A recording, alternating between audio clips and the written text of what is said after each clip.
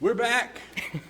I mean, that's really the best way to, I guess, put it. We're back for another week of discussion with head coach Anna Nimz, as it's been interesting the past few weeks. Certainly that day before Thanksgiving, which we'll talk a little bit about. But first of all, just how does it feel to finally be back in action? Games coming up this Saturday, and just back to work after what's happened in the past couple weeks. You know, I feel like every time we talk about it and we have the same conversation, just a different day, it's still excitement.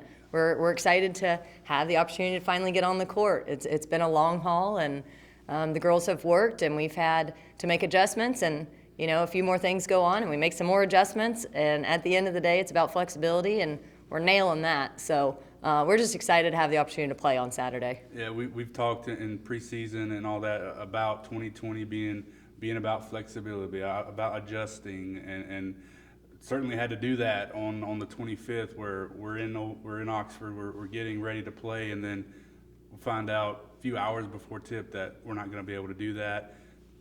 Baylor game gets moved, the next couple games get affected by COVID. Just talk about that whole little bit of process there and how that went down, and what you told the team, and all that sort of stuff over the past couple weeks. I think the biggest thing for everybody to focus on for our program is this year in particular. Any game you get to play is a blessing. It's an amazing opportunity.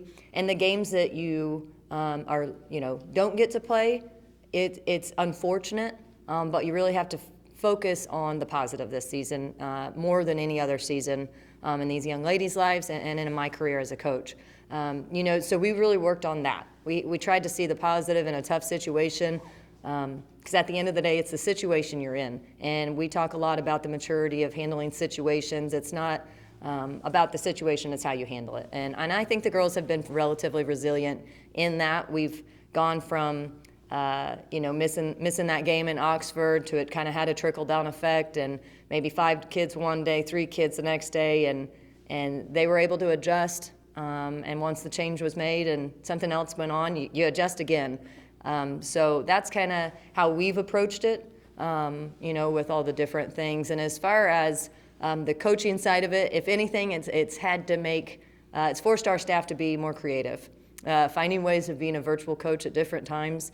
It's something you've never done in your career, and at the end of the day, we have to grow from it. You can choose to grow, or you can choose to be upset, and I feel like our staff and our program is growing from the adversity.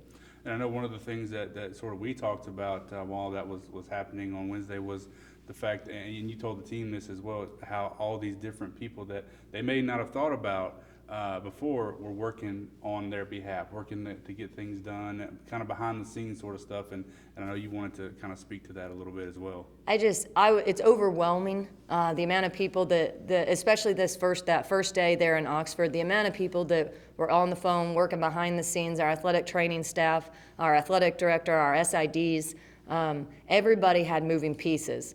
Even Ole Miss, we were unable to make that game happen, and they were on the phone with us back and forth. Hey, how can we get this accomplished for you guys to be able to safely get back? And when we get back, we have people already on the phone. We're making Thanksgiving dinner for your girls. You guys stay put. We talk a lot about family, and when I accepted this position, sight unseen, I've had people ask me, well, what was that about? How did you make that decision? And it was genuinely because people made it feel like family. And here in Natchitoches, I had neighbors reaching out. And so in Natchitoches, and especially at Northwestern, family is real here. And it was overwhelming, the amount of people that were willing to help. Our athletic director fed our entire team. We got red beans and rice on that Saturday that we were back and kind of down in the dumps.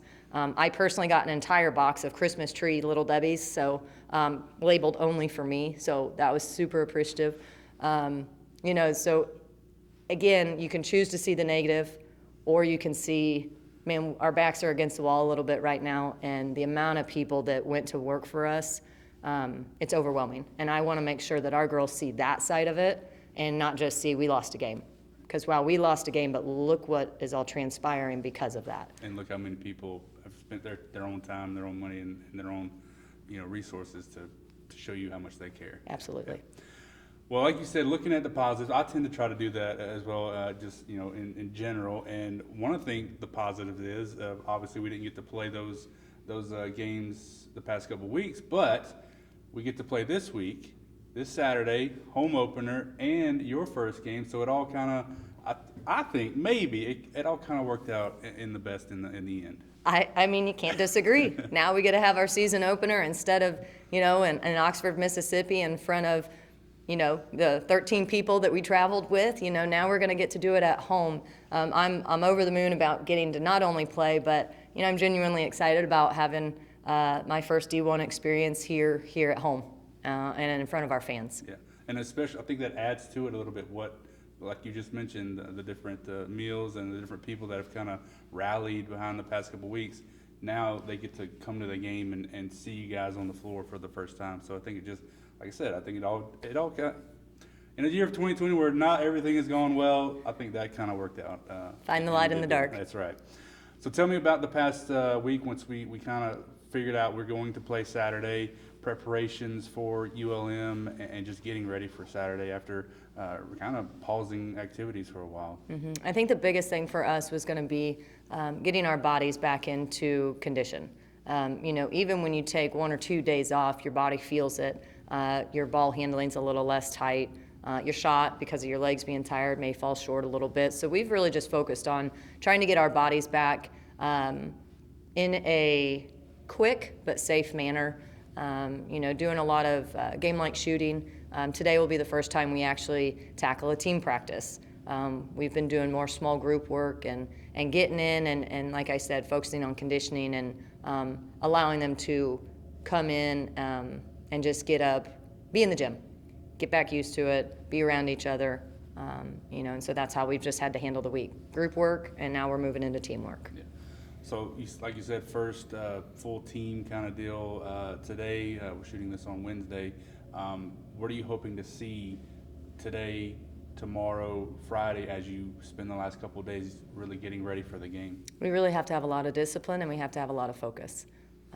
We can't spend 5 hours in the gym every single day to prepare the way that we would need to.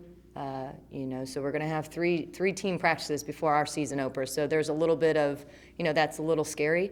We have to start working on our scout, yet we still need to go over and review everything that we've put in since August. So we have to be incredibly disciplined. We have to focus, and, our execution has to be at a high level for an hour and a half a day, then with film and weights and whatnot. So we just have to be laser focused.